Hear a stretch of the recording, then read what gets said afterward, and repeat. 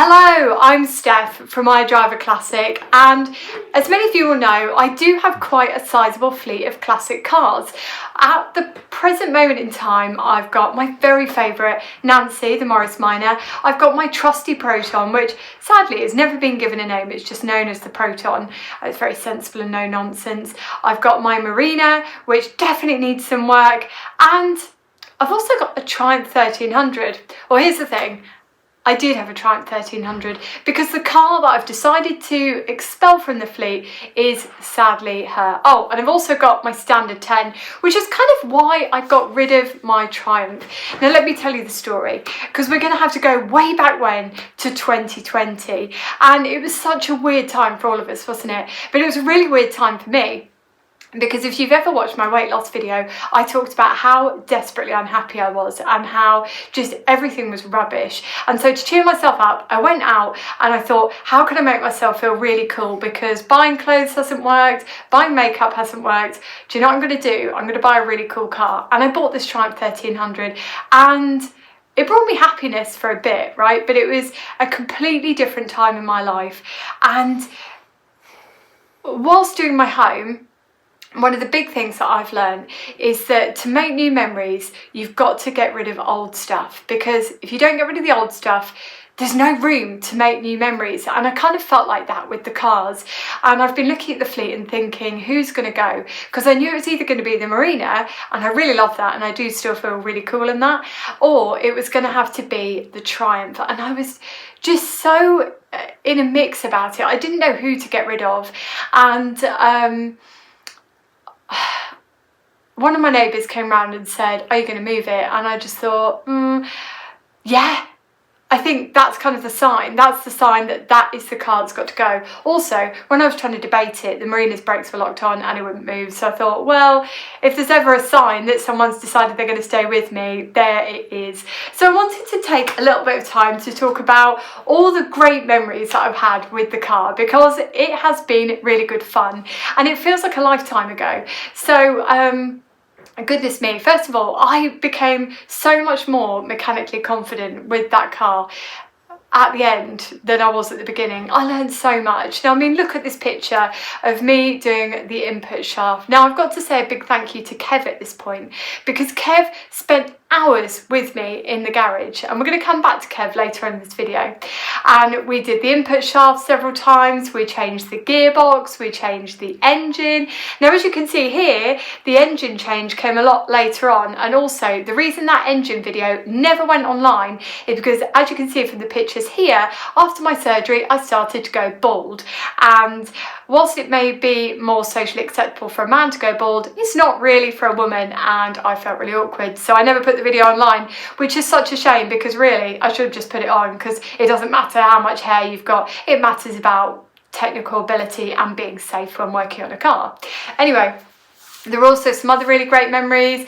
We went to the Lake District, and that was such a great holiday. We went to France, and I mean, that was a really great holiday till I was on the motorway on the way home, and I think it was the fan belt that went. The fan belt went on the way home, or the coil, I can't remember. It was something totally basic. Oh, there were just so many really great memories, and I loved the car. It was wonderful.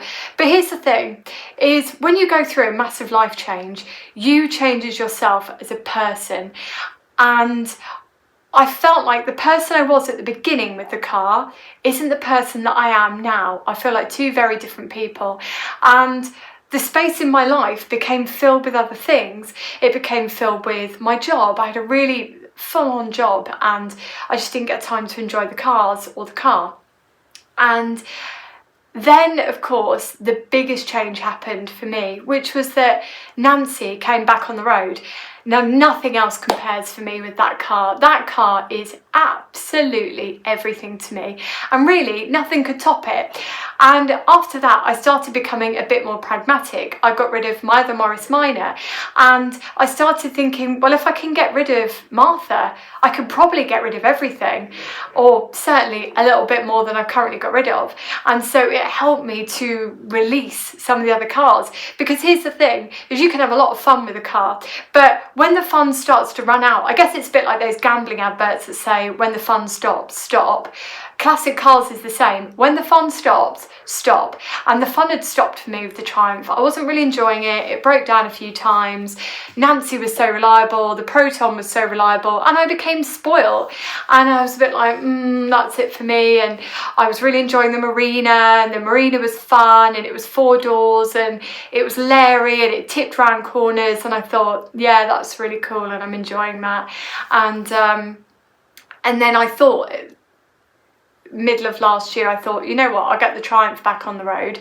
And then time passed, focused on Rustival, and then of course my Standard came into my life, and I just became so ensconced in that I didn't really have time. And I stepped back and I thought, wait a minute, this is getting really silly.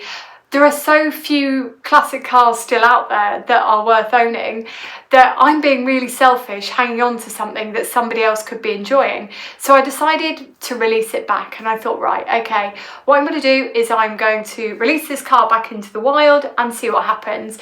And so I said we'd mention Kev again, and I was talking to Kev about it when he came round the other day, and he said, I'll have it. Because I said, I'm going to sell it. And he said, I'll have it. And he offered me an amazing price, probably more than I would have thought the car was worth. It was really generous of him. And he said, I really want the car. And he said, I don't know what I'm going to do with it. I mean, he doesn't mean he's going to break it. He doesn't know if he's going to keep it, if he's going to use it for film car work, if he's going to perhaps do it up and sell it on and invest that money back into his own cars. But for me, it's a car saved, it's a car kept on the road, and somebody else finds the joy. So that's it for me and Valerie, which is really strange because I love that car and I thought it was brilliant and I had such a great time, and I will keep those happy memories. But really, I am a Morris Minor girl, and I always will be a Morris Minor girl, and everything else comes secondary.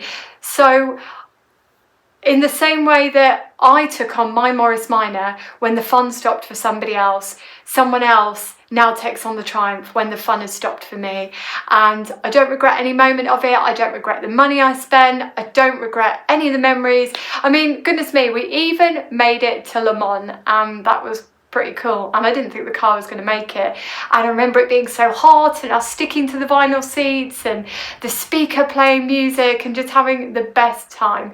And that's the thing, is that that's what you should get from classic cars. It should be fun, it should be experience, it should be knowledge, it should be happy memories. And when that starts to dissipate, it's time to say goodbye. But here's the thing, is something else might already be on the horizon. So I've got my worker coat. We're now back out on the road. We've got some money in the pocket, and clearly it's burning a hole because we're off to go and have a look at something else where the fun has stopped for somebody else, and potentially we're off on another adventure.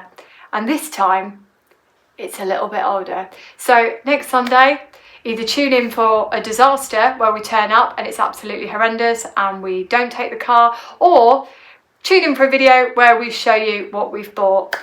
It's a new year, it's a new adventure, it's a new challenge. But until next Sunday, when I tell you what the heck we have done, take care and drive safely.